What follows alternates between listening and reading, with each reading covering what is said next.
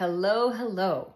This is Michelle, and I'm so excited because I'm in a moment going to read you an excerpt from the second excerpt from our book, Yoga Therapy for Complex Trauma, which comes out this fall, possibly as early as August 21st, but definitely by September. And in the excerpt that I'm going to read, I talk about the gunas, which is a yogic and Ayurvedic concept that can really help us cope with change. But if you're new to the gunas, what I would recommend is to grab your phone or grab your camera or whatever and take a picture of 2 QR codes, which will give you some background. So the first is a blog I wrote on the gunas. So you can capture that QR code to read the blog. And then the second QR code is for a video where just a short 3-minute video where I explain the gunas when I'm on a bike ride. So if you're a visual person, if you like to watch a video, you can capture that QR code here. All right. And so for the rest of us, or if you're done looking at that, then let's move on because I want to read you this excerpt. And I really wanted to read this excerpt because it talks about how we are taking the gunas sort of to the next level, where with our book, we are giving a new language. We want to destigmatize mental health issues. We want to really bring a new approach and a new light. And so this excerpt will kind of share how we're doing that. So here we go. The name of the chapter, by the way, this is chapter 6 from chapter 6. And the name of the chapter is Defining Yoga Therapy, the Gunas, and Panchamaya Kosha. We're not going to go so much into Panchamaya Kosha, but we will with the Gunas. So this section is called Expanding the Vocabulary of Healing. In the introduction, we mentioned that yoga therapy in general, and yoga therapy for complex trauma in particular, offers an alternative language for describing the symptoms of complex trauma. This new vocabulary is meant to enhance and not replace commonly used psychological and medical terms.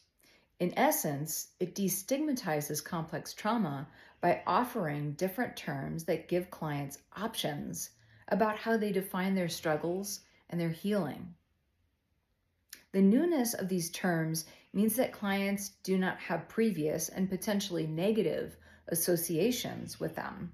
For instance, Marlisa Sullivan, in her book from 2020, observes that when she substitutes the names of the gunas for terms like anxiety, depression, or pain, quote, clients may be able to reflect more openly on their current experience, separate from their analysis of the stories that arise. Mental health terms like anxiety and depression are loaded with the implication that an individual's behavior and therefore the individual themselves are abnormal, unquote. When the YP, which is what we call yoga professional, uses terms from the gunas or fundamental movements, which we won't be going into today. So when we as yoga therapists, yoga professionals use terms from the gunas to describe a client's symptoms, the client can choose how to describe their symptoms and make new meaning of their experience. A client who complains of debilitating panic attacks may feel more empowered when they label their anxious energy as rajasic. A client who relabels depressive symptoms like lethargy and lack of motivation with tamasic energy may have an easier time depersonalizing these symptoms. When we as yoga professionals invite clients to view their symptoms and states of mind as one or few of the fundamental movements, read our book so you can learn more. They may more easily see the transitory nature of these states. Sullivan, again, Marlisa Sullivan in her 2020 book, says that using new terms can help clients, quote unquote, step back and take a wider view of themselves.